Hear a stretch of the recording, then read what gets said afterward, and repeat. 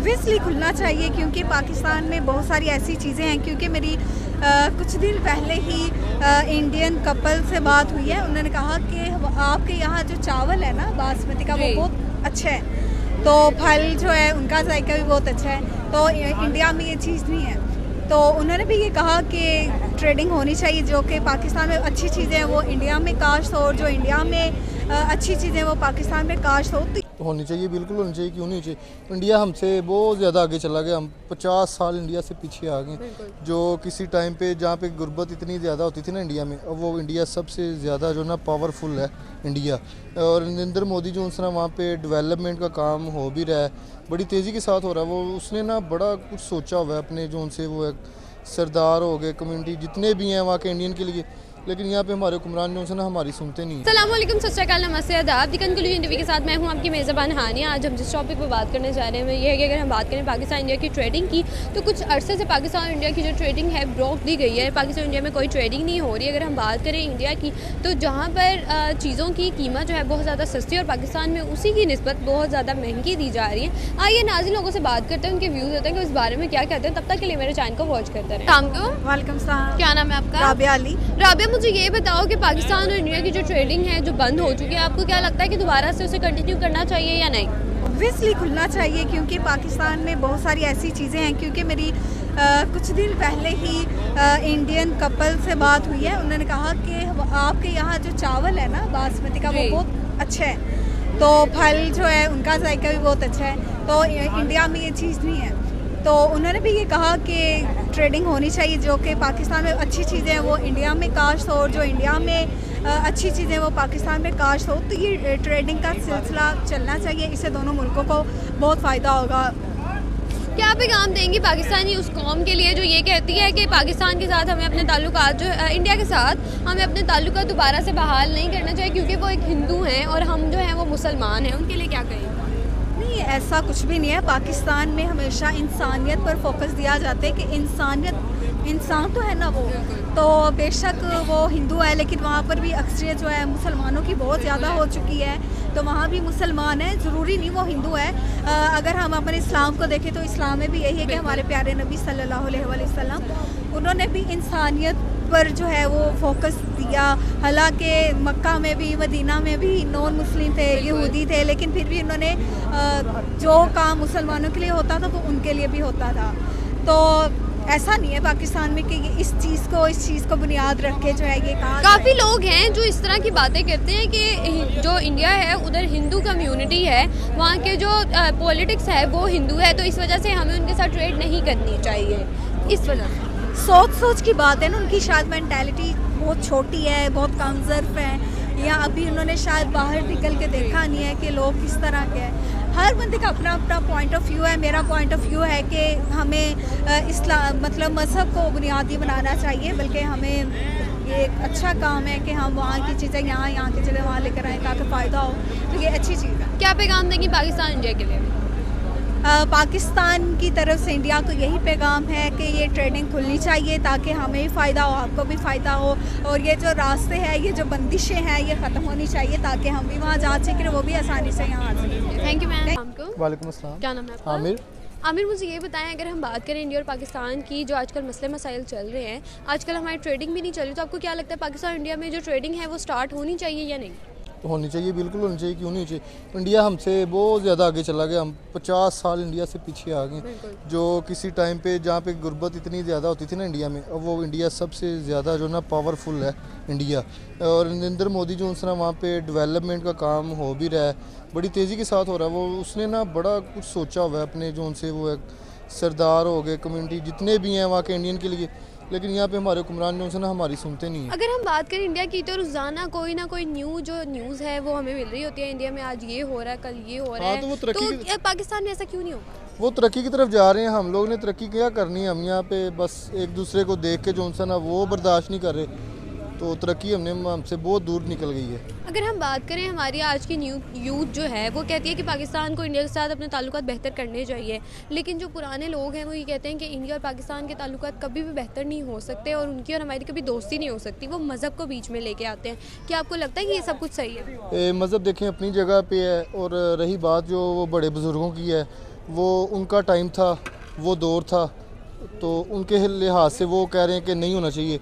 आगे young generation है, youth है, जो भी है, ये फ्री माइंड के हैं, दोस्ती है, हर चीज़ है, फ्री माइंड के हैं, तो इनके माइंड जो उनसे ना मिलते जुलते हैं बड़ों के, तो उस टाइम पे नहीं मिलते थे क्योंकि उतनी कत्ल व गारत जो उनसे ना वो आम थी। अब तो हर मुल्क जो है तरक्की की तरफ जा रहा है, तो यूथ जो उनसे ना वो जाएगी, इसमें कोई इशू नहीं है। क्या पैगाम देना चाहेंगे पाकिस्तान और इंडिया के लिए कि किस तरह से अपने जो ताल्लुकात है बेहतर करें और पाकिस्तान और इंडिया की ट्रेडिंग स्टार्ट हो? बस मिलजुल के पूरी दुनिया के हुकूमत कर लें, यही है पाकिस्तान इंडिया मिल जाए और पूरे दुनिया पे हुकूमत हाँ, करे। अगर ऐसी है, क्योंकि ये तो देखें ना, पूरी दुनिया में सबसे ज़्यादा नज़र जो उनसे ना पाकिस्तान और इंडिया पे होती है।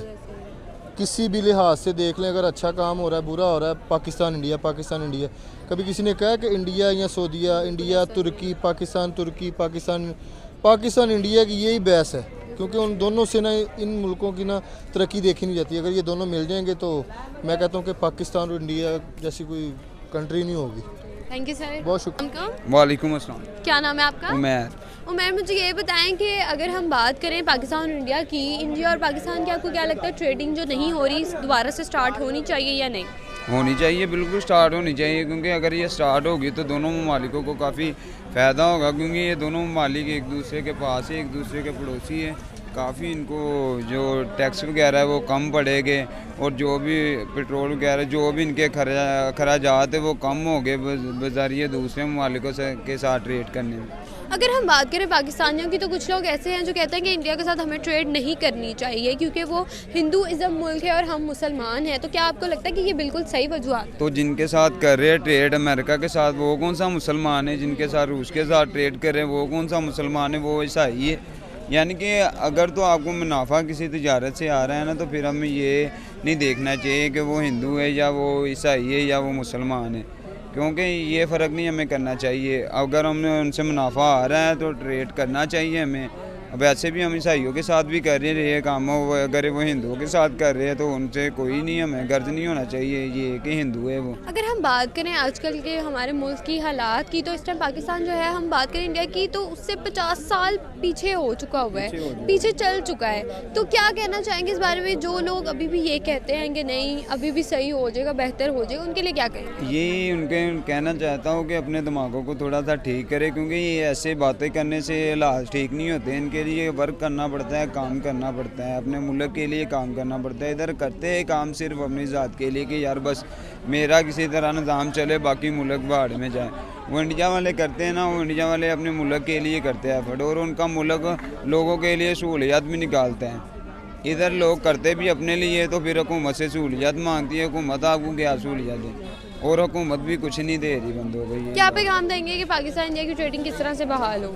ये ट्रेडिंग बहाल हो गई कि लोग अपने जो दिमाग से वो पॉजिटिव हो कि हिंदू मुस्लिम दोस्त बन सकते हैं और अच्छे दोस्त बन सकते हैं।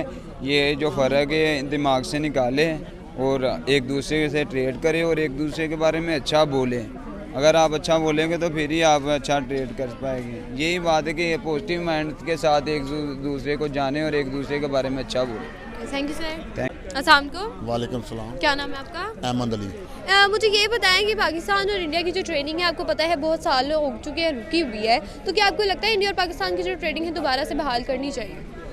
बहुत अच्छी गल है, आवाम की खातर करनी चाहिए, अपने मफाद ਨੂੰ ਛੱਡਣਾ ਚਾਹੀਦਾ। ਸਭ ਦਾ ਮਸਲਾ ਇੱਥੇ ਸਾਡੇ ਪੂਰੇ ਪਾਕਿਸਤਾਨ ਪੂਰੀ ਦੁਨੀਆ ਇੱਕ ਵਕਤ ਸੀ ज़ियाद ਦੇ दौर 'ਚ 88 'ਚ शहीद होया। 88 ਤੋਂ 2 ਸਾਲ तक ਸਾਡਾ ਪਾਕਿਸਤਾਨ ਪੂਰੇ ਏਸ਼ੀਆ 'ਚ ਉੱਪਰ ਨੰਬਰ 1 ਸੀ। ਪੂਰੀ ਦੁਨੀਆ 'ਚ ਮੰਗਾਈ ਸੀ ਤੇ ਪਾਕਿਸਤਾਨ 'ਚ ਮੰਗਾਈ ਨਹੀਂ ਸੀ।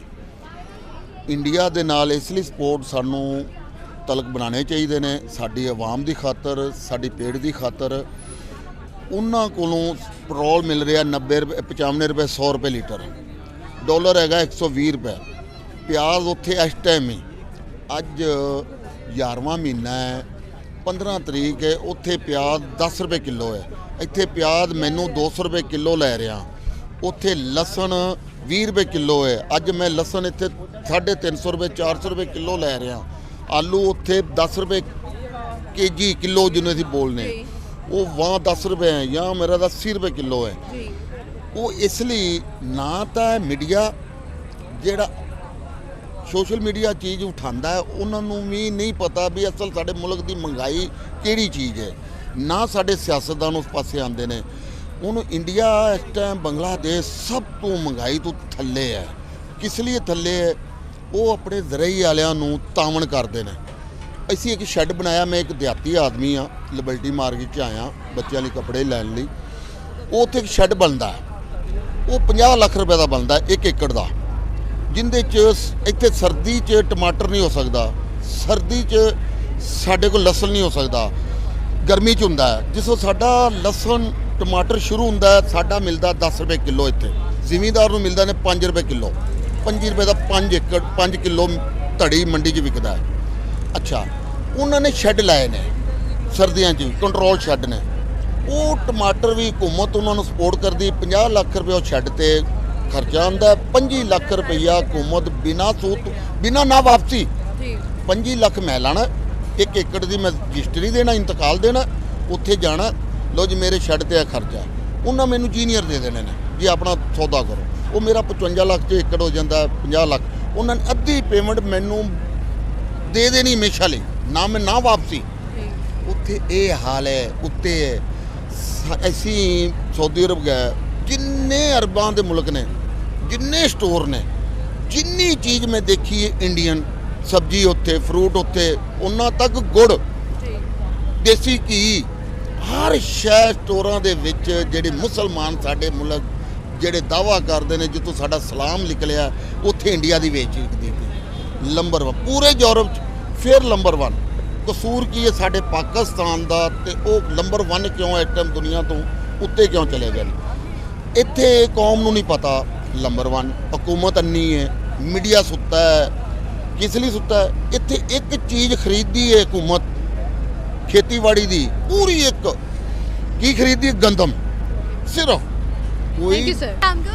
वालेकुम सलाम जी। क्या नाम है आपका? जी डॉक्टर फाज मेरा नाम है। अच्छा, मुझे ये बताएं, पाकिस्तान और इंडिया के जो ताल्लुकात हैं बहुत ज़्यादा ख़राब चल रहे हैं, कि पाकिस्तान इंडिया की जो ट्रेडिंग बंद की हुई है वो दोबारा से बहाल होनी चाहिए? देखिए ट्रेडिंग को छोड़ें आप, ये इस पर फोकस करें। जो इशू है कि ऑलमोस्ट 4 to 5 रुपीज़ जो है वो प्राइस हाइकिंग होने जा रही है। ऑलमोस्ट ऑलरेडी 225 रुपीज़ का आपका पेट्रोल है पर लीटर, तो उसमें आप फिर 4 या 5 रुपीज़ ऐड करेंगे। उसकी रीज़न मैं आपसे शेयर कर देता हूँ। अभी रिसेंटली यूके में एक मेरा ख्याल कोई केस चल रहा था इनके ऊपर, जो थे हमारे जो प्राइम मिनिस्टर है, करंट प्राइम मिनिस्टर है शहबाज शरीफ, तो वो 30,000 पाउंड्स का एक्चुअली मेरा ख्याल है उन्होंने फ्लड रिलीफ फंड में मेरा ख्याल है 1.5 लाख पाउंड दिया था, जो हमें जो देते हैं फंड्स देते हैं। तो वो 1.5 लाख, तो उन्होंने दोबारा अकाउंटेबिलिटी की जी पैसा गया कहाँ पे, उसके बारे में हमें बताएं। तो पता लगा कि जो 10 लाख पाउंड है उसके मेरा ख्याल है शायद बेटा या दामाद है कि उसके अकाउंट में ट्रांसफ़र हो गए हैं। तो और बहुत सारे इश्यूज से खैर, तो उन्होंने इसको फ़ाइन किया 30,000 पाउंड्स का। तो अब या तो वो 30,000 पाउंड पे करे या फिर उसका नाम ECL में लिख दिया जाएगा जो है हमारे यूके की। तो ओबियसली वो अपना नाम बचाएगा और पाकिस्तान पे और कर्जा और ओबियसली मैं यही, तो उसका जो मेरा जो स्टार्ट था उसका यही था कि 4 to 5 रुपीज़ इंक्रीज़ जो हो रही है उसका फैक्टर क्या है कि 30 मिलियन जो 30,000 पाउंड्स हैं उसको उसने किसी तरह कंपनसेट करना है। उसको कंपनसेट करने के लिए वो क्या करेगा, आप लोग प्राइस हाइकिंग करेगा। तो खुदारा निकलें, PTI को वोट दें। Thank you so much. और क्या कहेंगे कि पाकिस्तान इंडिया की जो ट्रेडिंग है क्या दोबारा से बहाल करनी चाहिए? देखिए ट्रेडिंग का जो फैक्टर है वो तो रिलेट कर रहा होता है इकोनॉमिक स्टेबिलिटी के साथ। आप देखें जी 3 चीज़ें हैं, इकोनॉमिक इंस्टेबिलिटी है, पॉलिटिकल जो है अनरेस्ट है, और तीसरी जो है दैट इज़ पॉलिटिकल राइवलरी या आप कह सकते हैं प्रोविंशलिज्म। ठीक है, KPK है, पंजाब है, ये PTI के पास चला गया। बलूचिस्तान है और आपका जो फेडरल गवर्नमेंट है वो चली गई है फेडरल गवर्नमेंट के पास। तो ये देखें, तो इस तरह तो आप समझ रहे हैं दिस इज़ नॉन एज प्रोविंशलिज्म। तो प्रोविंशलिज्म या इकोनॉमिक इंस्टेबिलिटी, और तीसरा factor that is political unrest. ये 3 फैक्टर की वजह से ऑब्वियसली ट्रेडिंग जो है वो आई डोंट थिंक कि वो जो है that is capable in this government. उसके लिए आपको क्या करना पड़ेगा, आपको इन 3 फैक्टर्स के ऊपर काम करना पड़ेगा, इन 3 चीज़ों को स्टेबलाइज करना पड़ेगा। ऑब्वियसली फिर उसके बाद आपकी ट्रेडिंग बेहतर हो जाएगी। क्या लगता है आपको फिर भी पाकिस्तान इंडिया की ट्रेडिंग स्टार्ट होगी? देखिए पाकिस्तान इंडिया की ट्रेडिंग तो हमारे लिए फैक्टर मैटर ही नहीं करती। देखें पाकिस्तान जो इंडिया है वो एक गरीब मुल्क है, वो पब्लिसाइज नहीं करता अपनी। गरीब मुल्क कैसे? पाकिस्तान की इस टाइम क्या सूरत है? देखें वो उसका जो है क्या उसको कहते हैं अपना बिलो द जा रहा है, जो उसको क्या कहना चाहिए वर्ड, खैर तो ये है कि हम लोगों के अपने ताल्लुकात हैं वो किर्गिस्तान के, सेंट्रल एशिया के साथ, चाइना के साथ जो हैं वो भी इंक्रीज़ करने चाहिए। रशिया के साथ जैसे कि इमरान खान कर रहा था, रशिया के साथ, चाइना के साथ अपने ताल्लुकात बेहतर करें, अपनी करेंसी लॉन्च करें, या जहाँ पे युआन चलाएं जस्ट लाइक चाइना। अगर आप स्टेबिलिटी चाहते हैं, आपकी करेंसी डी वैल्यू होती चली जा रही है, आपका जो पासपोर्ट है वो डी वैल्यू, उसकी वजह क्या वजह है कि आपकी ट्रेडिंग है पाकिस्तानी करेंसी के अंदर। आप यूएस डॉलर में ट्रेडिंग ना करें, आप युआन के अंदर ट्रेडिंग करें, आप रशियन करेंसी के अंदर ट्रेडिंग करें। अब वो महातीर मोहम्मद था और इमरान खान था और आपका टर्किश वो था, क्या उसका नाम, Tayyip Erdogan, the three wanted कि एक इस्लामिक करेंसी होनी चाहिए जिसमें इस्लामिक ट्रेडिंग होनी चाहिए। तो हम एक Islamic just like European union की एक करेंसी है, दैट इज़ यूरो। इसी तरह हमारी इस्लामिक कंट्रीज़ की एक करेंसी होनी चाहिए जिसमें हम इंटरनेशनल ट्रेडिंग करें। तो उससे ऑटोमेटिकली जो हम ग्लोबली जो हैं वो मुसलमान भी ऊपर जाएंगे इंशाल्लाह। Thank you sir. बाय।